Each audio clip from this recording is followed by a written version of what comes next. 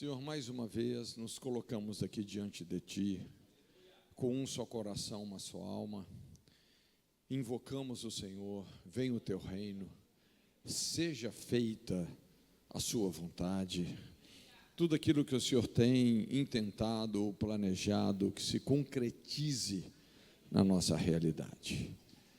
Senhor, sabemos que vivemos tempos difíceis, tempos trabalhosos, tantos conflitos, Senhor, mas em tudo, unge-nos, para que possamos combater não o mal, mas o bom combate da fé. Guia-nos agora na sua bondade, Senhor, dando-nos realmente toda a unção, toda a capacitação que vem do alto. Senhor, que o Senhor possa tomar o nosso entendimento cativo à obediência de Cristo, e tudo aquilo que o Senhor tem para esse tempo realmente se cumpra nas nossas vidas. Em nome de Jesus. Amém. Eu estava orando e senti de compartilhar uma palavra aqui com você. Se você quiser, você pode abrir a sua Bíblia.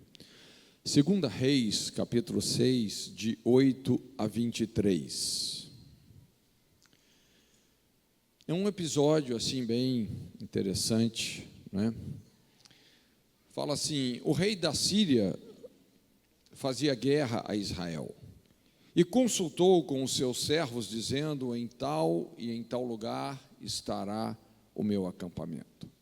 Mas o homem de Deus enviou o rei de Israel, dizendo: guarda-te de passares por tal lugar, porque os sírios desceram ali. Por isso o rei de Israel enviou aquele lugar de que o homem de Deus lhe dissera e de que o tinha avisado, e se guardou ali não uma nem duas vezes. Então se turbou com este incidente o coração do rei da Síria, chamou os seus servos e lhes disse: não me fareis saber quem dos nossos é pelo rei de Israel? E disse um dos servos: não, ó rei meu senhor, mas o profeta Eliseu, que está em Israel, faz saber ao rei de Israel as palavras que tu falas no teu quarto de dormir. E ele disse: vai ver onde ele está, para que envie e mande trazê-lo. Fizeram-lhe saber, dizendo: eis que está em Dotã. Então enviou para lá cavalos e carros e um grande exército, os quais chegaram de noite e cercaram a cidade. E o servo do homem de Deus se levantou muito cedo e saiu, e eis que um exército tinha cercado a cidade com cavalos e carros. Então o seu servo lhe disse: ai, meu senhor, que faremos? E ele disse: não temas, porque mais são os que estão conosco do que os que estão com eles. E orou Eliseu e disse: Senhor, peço-te que lhe abras os olhos para que veja. E o Senhor abriu os olhos do moço e viu, e eis que o monte estava cheio de cavalos e carros de fogo em redor de Eliseu. E como desceram a ele, Eliseu orou ao Senhor e disse: fere, peço-te, essa gente de cegueira. E feriu-a de cegueira conforme a palavra de Eliseu.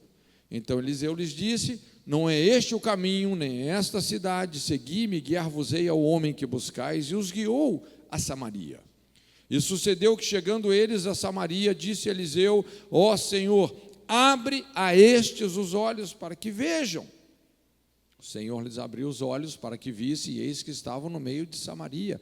E quando o rei de Israel os viu, disse a Eliseu: feri-los-ei, meu pai. Mas ele disse: não os ferirás. Feririas tu os que tomastes prisioneiros com a tua espada ou com o teu arco? Põe-lhes diante pão e água, para que comam e bebam e se vão para o seu senhor. E apresentou-lhes um grande banquete. Comeram e beberam, e os despediu, foram para o seu senhor, e não entraram mais tropas de sírios na terra de Israel. Veja bem, quando a gente olha para o nosso mundo hoje, o que a gente observa é uma intensificação de muitos conflitos, muitas guerras. Seja numa perspectiva microsocial, como também macrosocial, não é? A questão hoje da família, a gente tocou um pouquinho nisso, mas quantas guerras acontecendo nas famílias, pais contra filhos, filhos contra pais, guerras conjugais, tanto abandono, também, quando a gente olha numa perspectiva hoje aí do nosso convívio sociopolítico, não é? Tanto conflito, tanta guerra, tanta coisa que, na verdade, precisa de ser mudada, não é? Tanta coisa que precisa de ser revolucionada, não é? Realmente mudanças, precisamos de mudanças profundas. Quando nós pensamos também numa dimensão aí das nações, como Jesus bem nos alertou, não é? Nação contra nação, povo contra povo, tantas guerras. Quando a gente olha as guerras culturais, a cultura judaica, cristã, o mundo islâmico, não é? Também, quando a gente olha para esse marxismo cultural, que também vai totalmente contra a moral cristã, já é uma guerra aberta, não é? Mas no meio de todos esses conflitos, às vezes, como é importante a gente ter esse discernimento, não é? de como prevalecer, como combater o bom combate da fé. Quando a gente olha para esse texto, eu acho muito interessante, porque é um texto aqui que fala realmente de um tempo de guerra. Era uma guerra terrível, que vinha, inclusive, perdurando por décadas. Esse conflito ali entre Israel e a Síria. E o que a gente percebe aqui, na época, a Síria realmente tinha muitas vantagens, né, belicamente falando, e então o rei da Síria começa a fazer uma série de emboscadas, realmente, com a intenção de aniquilar mesmo, de destruir toda a força de Israel, os exércitos de Israel.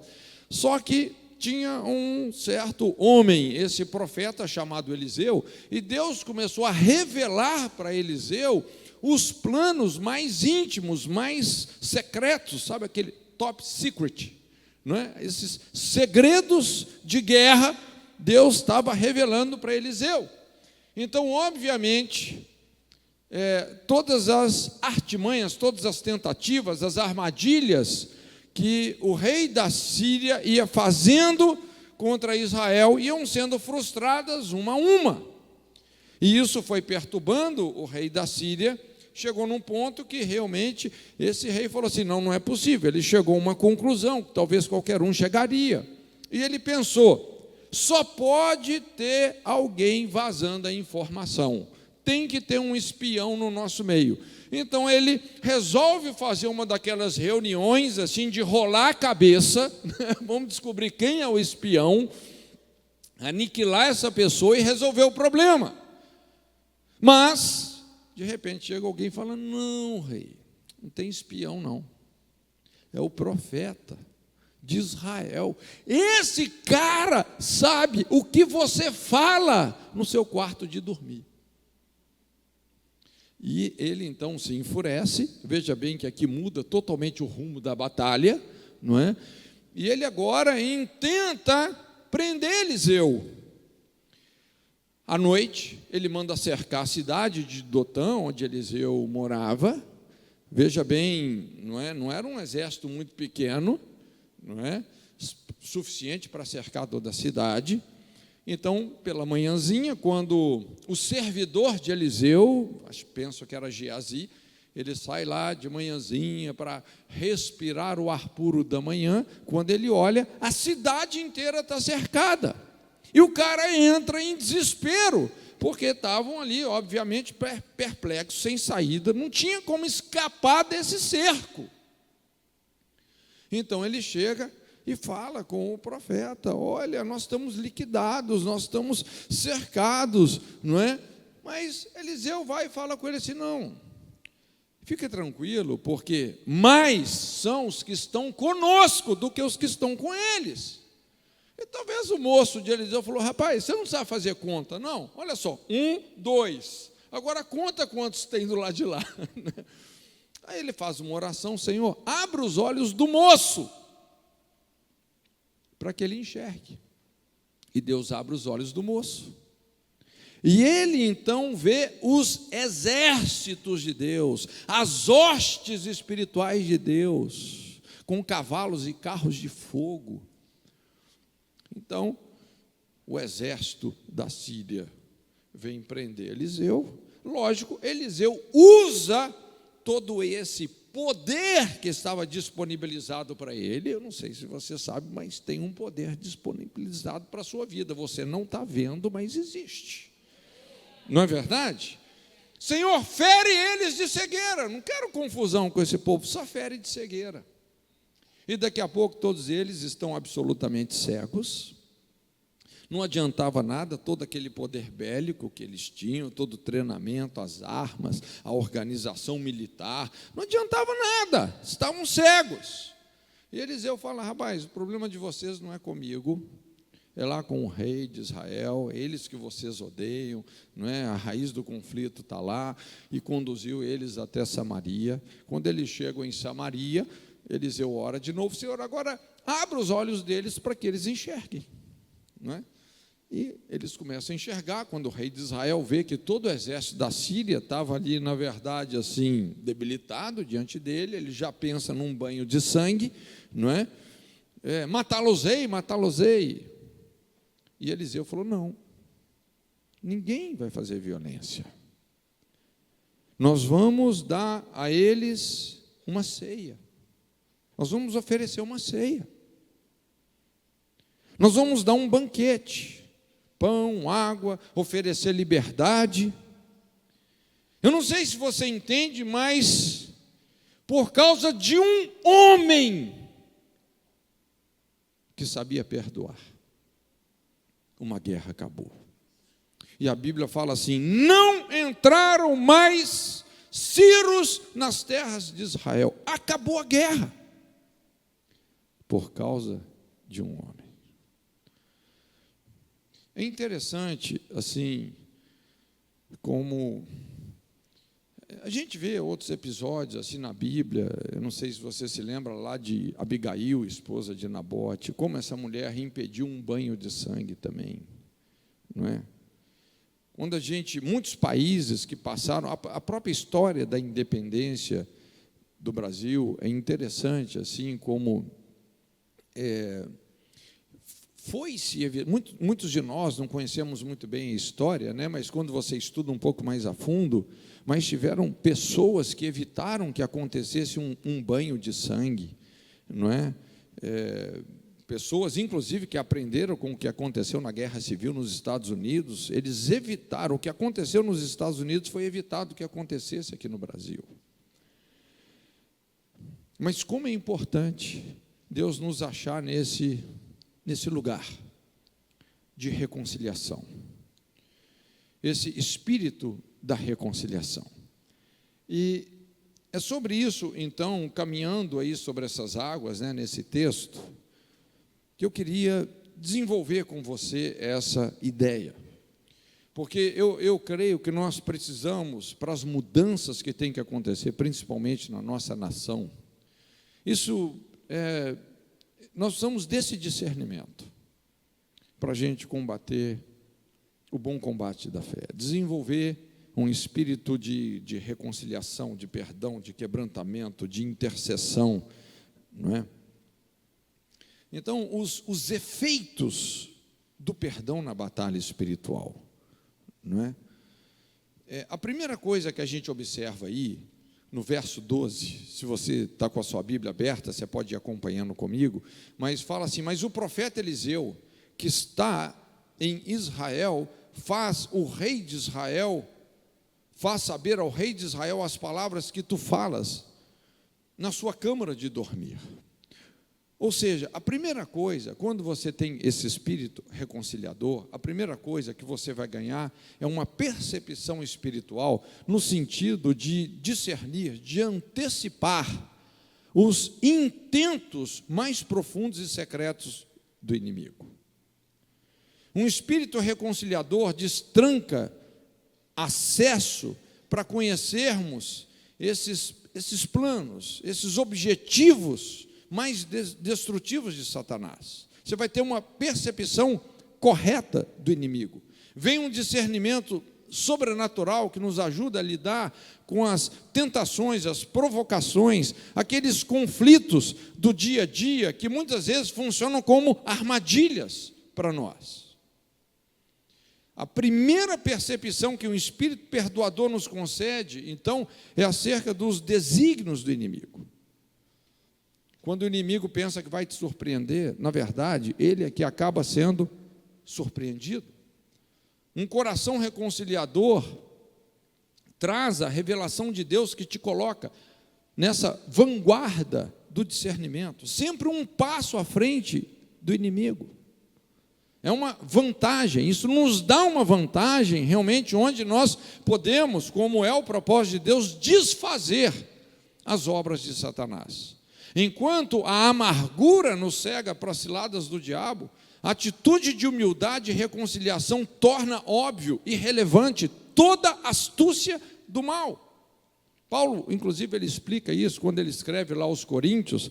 Ele fala assim: a quem perdoardes alguma coisa também eu. E depois ele fala assim: para que não sejamos vencidos por Satanás, porque não ignoramos os seus ardis. Então, quando você tem esse espírito perdoador, é impressionante, Deus vai quebrar essa ignorância em relação aos ardis, aos desígnios, aos intentos do inimigo. Muitas pessoas caem em armadilhas, laços, concupiscências nocivas, o que a Bíblia diz, exatamente porque endurece o coração nesse sentido. A falta de perdão, gente, ela não só adoece, mas ela também emburrece emocionalmente a pessoa. Então, é fundamental nós discernirmos esse espírito reconciliador nos conflitos que nós passamos. O segundo ponto, a segunda vantagem que nós temos quando você tem um espírito reconciliador, é que Deus vai colocar na sua boca a palavra de conselho, aquela palavra rema, aquela palavra de discernimento, que vai salvar e livrar pessoas do perigo. Olha só aí no verso 10. Pelo que o rei de Israel enviou aquele lugar de que o homem de Deus lhe falara e de que o tinha avisado, e se guardou ali nem uma nem duas vezes. Então não foram poucas as vezes que por causa do conselho de Eliseu, da advertência de Eliseu, que todo o exército de Israel foi poupado. Você vai livrar pessoas do caminho do destruidor. Essa perspectiva do conselho, desfazer as armadilhas, descobrir como superar as provas. Então você vai ajudar as pessoas realmente, tirá-las das armadilhas. Um coração perdoador sempre vai prover unção, graça, para você saber orientar as pessoas, saber dizer a elas por onde elas devem, por onde elas não devem andar. Isso parece assim um pouco óbvio, mas a Bíblia explica, que há caminhos que parecem ser certos e parecem mesmo, mas o fim deles são caminhos de morte. O conselho e a sabedoria de Deus sempre vem de um caráter exercitado no quebrantamento, na intercessão, na tolerância. Então, você vai começar a frustrar os planos de Deus na vida de muita gente. Eu me lembro, um tempo atrás, aí, numa única semana, eu me vi assim, intermediando situações conjugais, inclusive algumas delas já estavam até definidas, se não vai separar mesmo, cada um vai para um lado, já tinha arrebentado tudo. E, de repente, por causa de um conselho, de uma palavra que você dá, você muda o destino de uma família. É só o conselho de Deus mesmo. Então, aqui nós entendemos o poder de um conselho, de uma orientação profética, carregada de compaixão e revelação. Por isso que a pior coisa, quando você está assim num conflito, a pior coisa que você fazer é procurar pessoas amarguradas. E, infelizmente, essa é uma tendência, Às vezes a pessoa que está amargurada, não é, quer procurar uma outra que também está amargurada para se sentir apoiada na sua rebelião. Mas não faça isso.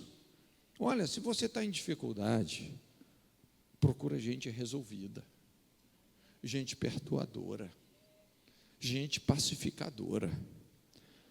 Jesus disse: bem-aventurados os pacificadores, esses são os filhos de Deus, não é?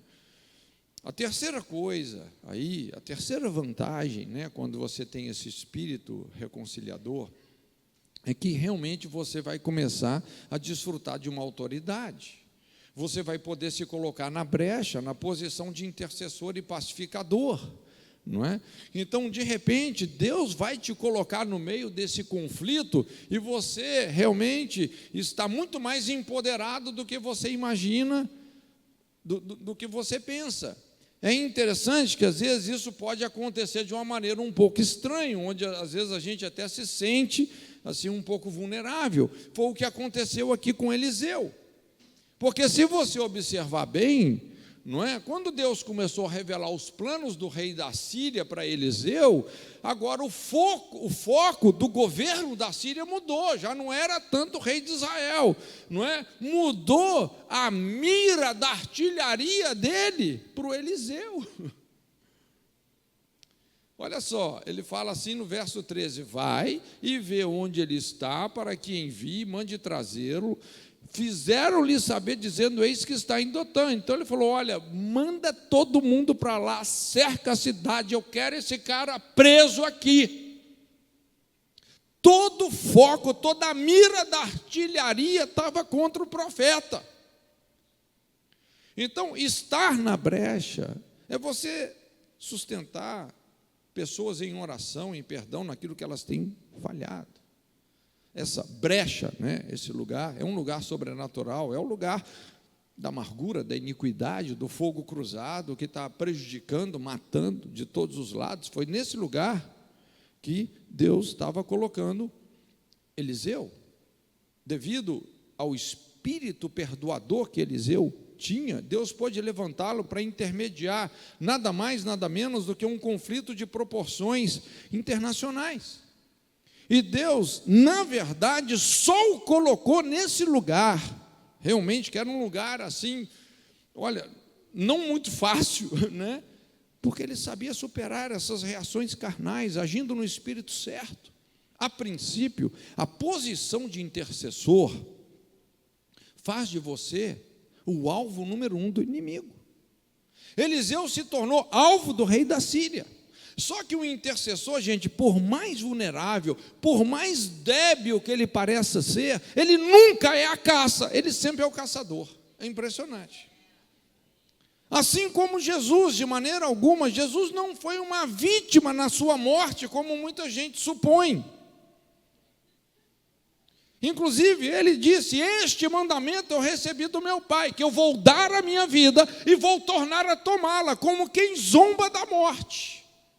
Jesus não foi vítima, ele se entregou por nós. Satanás é que foi vítima do extraordinário plano de Deus através da cruz. Porque depois que Jesus morreu, que Satanás estava fazendo lá no quinto dos infernos uma festa para comemorar a morte do Messias, no terceiro dia da festa, de repente Satanás sente um pé no pescoço. Era o Filho de Deus descendo às partes mais inferiores da terra, levando cativo o cativeiro, arrancando das mãos de Satanás as chaves da morte e do inferno, e subiu ao mais altos céus. Quem foi vítima de quem? A vitória foi tão tremenda, gente, que nem mais a chave de casa, a chave do inferno o diabo tem. Perdeu a chave e o rumo de casa. Esse é o poder da intercessão. Veja bem, o rei da Síria, ele achou que ele poderia simplesmente chegar lá e prender o profeta. Olha a presunção do cara. Mas uma pessoa que perdoa, ela sempre está em liberdade. você está mais protegido do que você imagina, meu querido. O que você não pode fazer é reagir no espírito da ofensa. Você já viu esse ensinamento, né, de onde vem a palavra ofensa? Significa isca. Toda ofensa, toda rejeição, toda injustiça é uma isca para você agir carnalmente. Entende? Então, olha, nós precisamos desse discernimento mesmo. Muitas vezes o diabo joga a isca, a pessoa, engole. Não, Eliseu não. Então, quando Deus te acha na brecha, te estabelece na linha de fogo de uma questão, como um intercessor, veja bem, você não está sob as pessoas, mas você está sobre elas, não é? Existe um respaldo de Deus. A quarta coisa, a quarta vantagem que você tem, quando você tem esse espírito de quebrantamento, é o rompimento de paradigmas, ou seja, você vai começar a abrir os olhos dos cegos. E ele disse, isso está nos versos 16 e 17, e ele disse, não temas, porque mais são os que estão conosco do que os que estão com eles. E orou Eliseu e disse, Senhor, peço-te que lhe abras os olhos para que veja. E o Senhor abriu os olhos do moço e viu, e eis que o monte estava cheio de cavalos e carros de fogo em redor de Eliseu. Eu acho isso aqui muito tremendo. Quando você tem um espírito de quebrantamento, quando você é um pacificador, não é? Quando você discerne a natureza da batalha, não é contra carne e sangue que nós temos que lutar, gente, não é?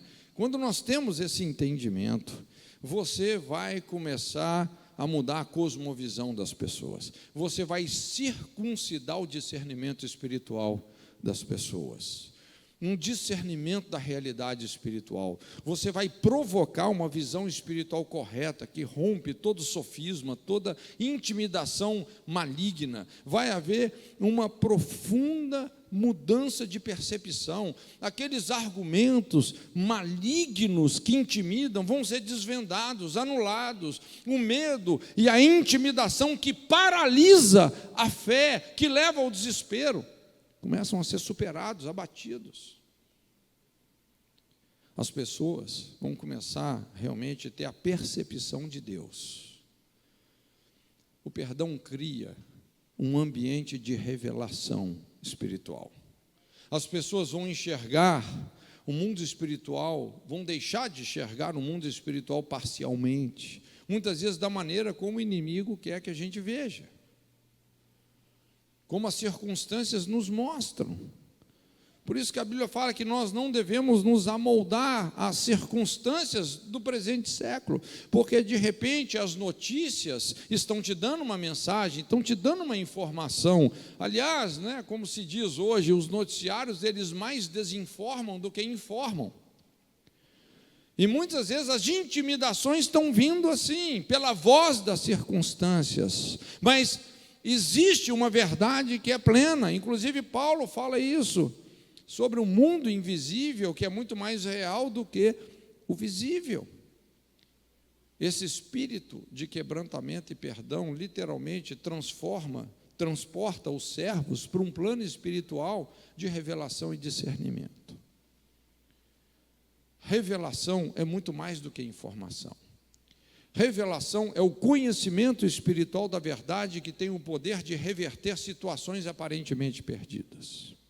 Quando os olhos de Geazi são abertos, na verdade, aqui, veja bem que a situação era exatamente o inverso. Não era Eliseu e Geazi que estavam cercados pelos exércitos da Síria, eram os exércitos da Síria que estavam cercados pelos exércitos do Senhor. Era o contrário. Talvez você tenha uma situação que você fala aí, pastor, mas você não sabe o meu caso. Rapaz, você que não conhece o Deus que eu conheço. Não é verdade?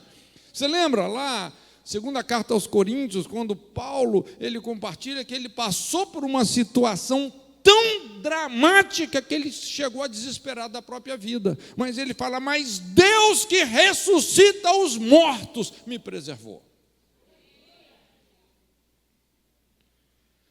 Quinta coisa, quinta vantagem, quando você tem esse espírito de intercessão, você vai cegar os ofensores. É impressionante quando você age no espírito de quebrantamento e perdão. Rapaz, você emburrece o inimigo, você cega o inimigo, ele fica doidinho e começa só a fazer besteira. Aqui a Bíblia fala assim: como desceram a ele, Eliseu orou ao Senhor e disse: fere, peço-te. Essa gente é de cegueira. Rapaz, tinha muito mais anjo e carros de fogo ali do que gente do exército da Síria. Então foi bem facinho, não é, dessa oração ser respondida. E a Bíblia fala: feriu-a de cegueira conforme a palavra de Eliseu. É impressionante, não é, como que Eliseu está lidando com isso, e ele simplesmente, realmente age nesse espírito de reconciliador. Isso vai ficar mais claro no próximo ponto, não é? E isso então trouxe um batismo de conscientização. Perdão conscientiza as pessoas da cegueira que um coração cheio de ofensividade e vingança proporciona, desarma esses espíritos que inflamam as discórdias, as barreiras, as violências. É impressionante. Eu, quando leio esse texto, me lembra muito a situação de Saulo, né? Você se lembra? Não é? A Bíblia fala que Saulo, depois de ter sido ali o mandante do assassinato de Estevão, inclusive as vestes de Estevão foram colocadas aos pés de Saulo. E você se lembra da oração que Estevão fez? Pai, não lhes impute esse pecado, não é? E depois Saulo indo lá para Damasco, para a Síria, inclusive, prender os cristãos, e de repente, então, ele é abordado por Jesus. Não sei se foi do cavalo, mas que ele caiu por terra, ele caiu. E a única coisa que explica essa intervenção de Jesus na vida de Saulo foi a intercessão de Estevão. Pai, não lhes impute esse pecado. Esse é o tipo de oração, gente, que abre os céus. Quando Estevão fez essa oração, ele fala: imediatamente eu vi os céus abertos e o Filho de Deus à destra, em pé, à destra do Todo-Poderoso. Gente, quando Jesus se levanta, não é para ficar lá parado como Cristo do Rio. Ali ele se levantou para ter um encontro com Saulo, para responder aquela oração. Não tem um outro argumento bíblico que explique a conversão de Saulo, a não ser a intercessão de Estevão. E, na verdade, Saulo ficou o quê? Cego. Cego. Então, toda aquela fúria, toda aquela intenção de arrastar pessoas, cristãos, para a prisão, não é? Tudo aquilo agora, esse cara vai ter que repensar, não é? Ele vai ter que repensar aquilo. Saulo, Saulo, por que me persegues? Dura coisa te é recalcitrar contra os aguilhões. Para de dar murro em ponto de faca. Senhor, quem és? Eu sou Jesus, a quem tu persegues. Eu não sei se você entende o impacto dessa experiência de cegueira que ele teve, que Saulo teve. Isso o transformou num dos maiores apóstolos da igreja cristã, essa cegueira. Deus o colocou em profunda confusão. E depois desses 3 dias, Deus manda um profeta lá no Ananias: Ananias, vai lá, não se assuste, porque eu já domei a fera. O cara, inclusive, está cego. Vai lá, na rua chamada direita, está aqui a casa, impõe as mãos sobre ele, porque é um vaso escolhido. Mas você vai deixar uma mensagem com ele. Ele vai ter que padecer muito pelo meu evangelho. Ele tem muito sangue nas mãos. Ele vai precisar de uma disciplina muito especial. Né? Cega os ofensores. Cega os ofensores. Quando você tem esse espírito da intercessão, gente. Nós vamos começar a virar uma chave de transformação, de salvação na vida de muita gente que realmente são os maiores opositores do Evangelho. A sexta coisa é um mapeamento da ferida. Você vai saber conduzir a situação ao seu ponto central. Olha só que interessante isso.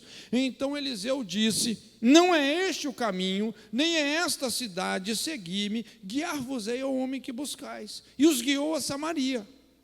E sucedeu que, chegando eles a Samaria, disse Eliseu: ó Senhor, abra esses os olhos para que vejam. E o Senhor lhes abriu os olhos para que vissem. Estavam no meio de Samaria. Veja bem, uma coisa muito importante quando você lida com um conflito, gente, é porque todo conflito tem uma gênesis, tem um início. Conflitos têm uma gênesis, pessoas têm uma gênesis, não é? Se nós queremos realmente ser relevante, nós precisamos de resolver a coisa na origem. Voltar lá no início, não é? Ir nas pessoas certas, ir no ponto certo.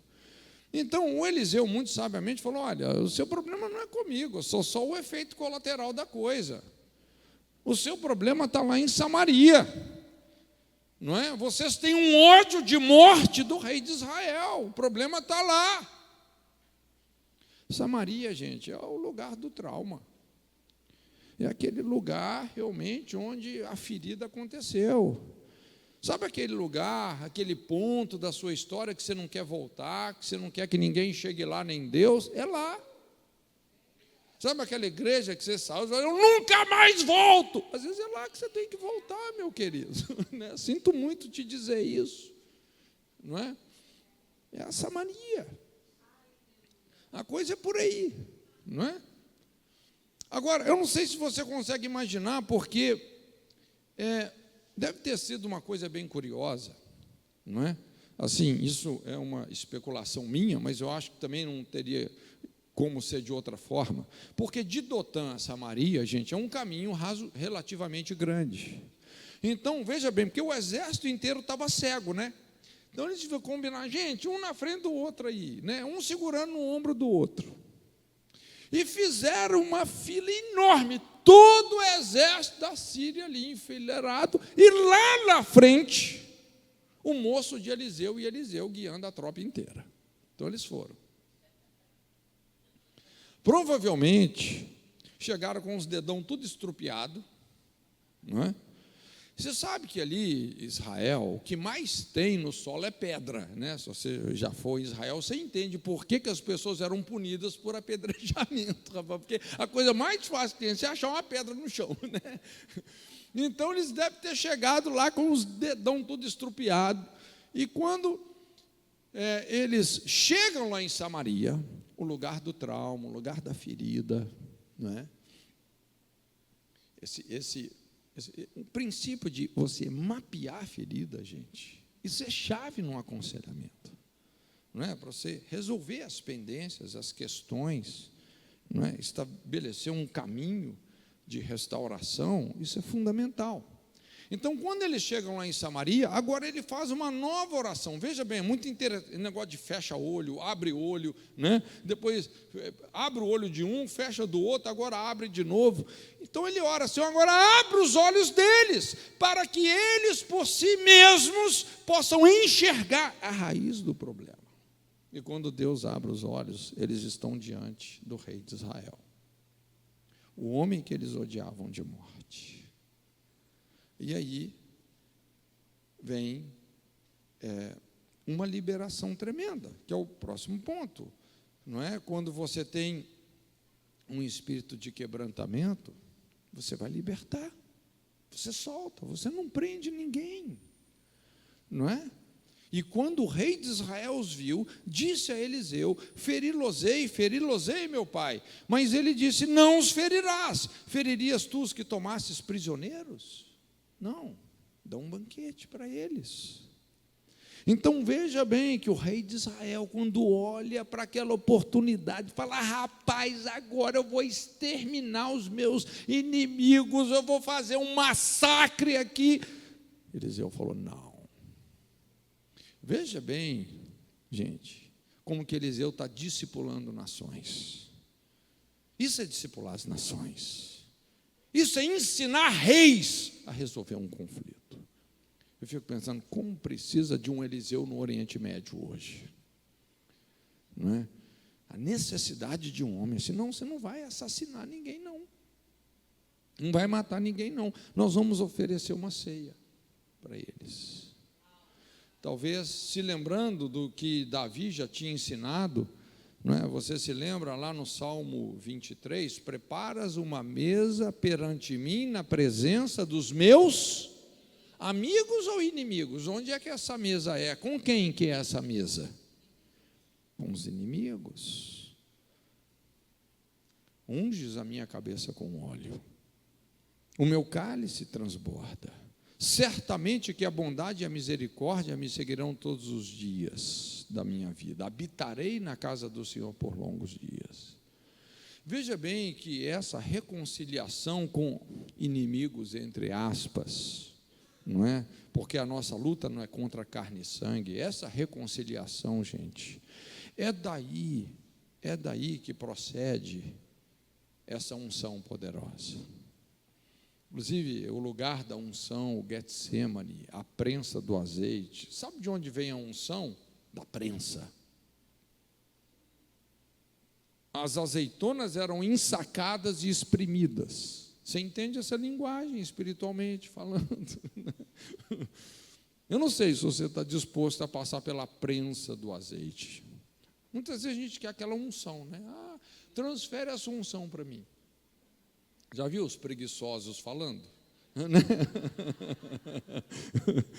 Gente, não funciona assim, não é? Unção vem da mesa com os inimigos. Tem uma mesa com os inimigos, não é? Tem um nível de quebrantamento e perdão que nós temos que chegar. Aí sim, aí vai vir unção, vem o transbordar do cálice, o avivamento, não é? Aí vem a bondade de Deus sobre a sua vida de uma maneira como você nunca tinha experimentado, não é? A presença, porque aqui fala, não é? Não de uma visitação, mas da habitação com Deus. Uma coisa é você ter uma visita, já viu? Você sente um arrepio, Deus me visitou. Mas aqui a Bíblia fala: habitarei na casa do Senhor por longos dias. Então, quando eles oferecem essa ceia, gente, pensa ali naquele exército, não é? Que foi, de fato, aqui desarmado, não é? E, por fim, a Bíblia fala: não entraram mais tropas de Círios na terra de Israel. Então, a oitava coisa, você começa a resolver permanentemente. Você resolve permanentemente. Você dissolve os agentes motivantes da inimizade, da contenda. É interessante como esse tipo de atitude, gente, muda a motivação das pessoas, transforma o coração delas, não é? É por isso que a Bíblia coloca assim essa diferença de papéis, né, entre lei e graça, não é? A lei é muito importante. A lei define o pecado, define a transgressão, as consequências do pecado, não é? Mas é interessante que a revelação do caráter de Deus tem muito mais a ver, de certa forma, com a graça do que com a lei. A lei foi dada por Moisés, a graça e verdade vieram por Jesus Cristo, nosso Senhor. Porque Deus não é um Deus de condenação. Lógico, Ele tem uma ordem que Ele estabeleceu, mas Ele é um Deus perdoador, um Deus amoroso, não é? Como nós falamos, unidade, reconciliação, relacionamento. Gente, esse é o DNA de Deus. Então, de certa forma, a lei, ela tem muitas fraquezas. Quando você pensa nas nossas necessidades, nas necessidades de uma raça decaída, a lei tem muitas fraquezas, porque a lei, ela não te compreende, ela não discerne as suas fraquezas, ela não é tolerante com você, ela não vai te dar uma segunda chance, ela não te perdoa, ela não restitui as perdas que você sofre. A lei define o pecado e a sua condenação. Mas a graça é o que vai resolver tudo. Não é verdade? Graça e verdade. Desde quando Jesus bradou do alto da cruz: Pai, perdoa-os porque não sabem o que fazem. Corações, motivações têm sido poderosamente transformados. E tem algumas verdades, gente, não tem jeito, nós só podemos dizer da cruz. Infelizmente, hoje a cruz está um pouco fora de moda, não é? A cruz virou loucura, mas é loucura para os que se perdem. E se você se escandaliza com a cruz, com certeza você está perdido, não é? A cruz é loucura para os que se perdem. Todavia, para nós, os que cremos, é o poder e a sabedoria de Deus, não é? Então, quando nós começamos realmente, não é, nós temos essa disposição de enxergar a cegueira dos ofensores. Não é? É muito interessante quando a gente pensa ali na crucificação. Você se lembra que quando Jesus disse essas palavras: Pai, perdoa-os porque não sabem o que fazem, os soldados romanos, que inclusive foram os algozes de Jesus, lembra o que esses soldados falaram? Verdadeiramente este é o Filho de Deus. Os caras falaram um texto das bem-aventuranças sem conhecer o Evangelho. Jesus disse: bem-aventurados os pacificadores, porque eles serão chamados filhos de Deus. É o que nós falamos aí sobre essa mudança que veio sobre a vida de Saulo. Alguém já disse que Paulo se tornou literalmente a continuação viva do sermão que Estevão não pôde continuar, porque ele foi silenciado pelas pedras, por um apedrejamento. A Bíblia fala que ele pregava com tanta graça, não é? Que ali os religiosos, sem mais argumento, começaram a apedrejá-lo.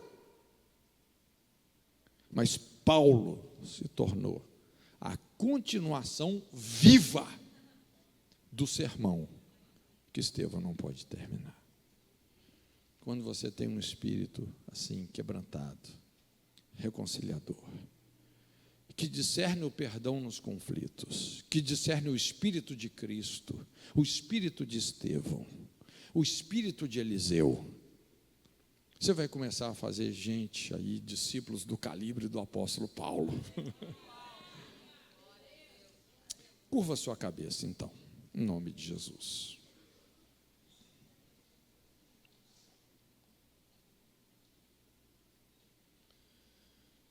Deixe o Senhor falar com você. A gente sabe que a nossa vida é pontuada por muitos conflitos.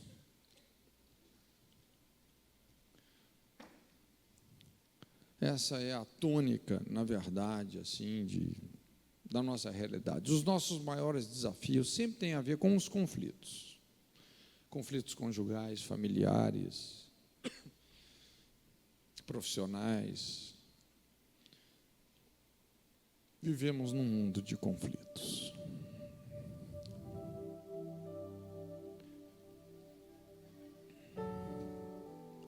Talvez hoje você se identifique aí com o rei da Síria, você está muito bravo com alguém, querendo destruir alguém.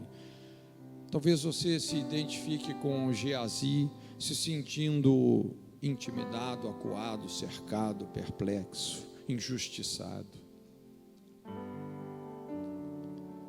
Mas eu creio que o mundo espiritual nos chama para uma identificação com Eliseu, a personificação da palavra profética, o coração quebrantado de Deus. Então, se você precisa fazer uma mesa aí no seu coração, oferecer uma ceia para alguém, eu penso que esse é o momento oportuno. É dentro de você. Porque muitas vezes essa batalha não está fora de nós, ela está dentro de nós. Se você precisa de soltar alguém, faça isso. Solte essa pessoa. Jesus disse: bem-aventurados os misericordiosos, porque eles serão tratados com misericórdia. Alguém já disse que o perdão é a cola do mundo. É como o osso quebrado, vai ficando cada vez mais forte. Então, se você precisa de resolver alguma coisa, não deixe que isso se transforme numa amargura, que se espalhe. Não permita que isso te adoeça. Tire a sua inteligência emocional, espiritual. Não permita. Mas combata. Não o mal, mas o bom combate da fé. Senhor, muito obrigado por esse tempo. Muito obrigado por esse momento. Nós nos colocamos diante de Ti. O Senhor conhece os segredos do nosso coração. O Senhor sabe aquilo que pesa, aquilo que rouba a nossa paz, aquilo que tira o nosso sono. Senhor, e queremos nos identificar com a cruz de Cristo. E no nome de Jesus, a nossa decisão é essa. Nós vamos incorporar esse imperativo divino: seguir a paz com todos e a santificação, sem a qual ninguém verá o Senhor. Essa é a nossa decisão, em nome de Jesus. Amém? Deus te abençoe.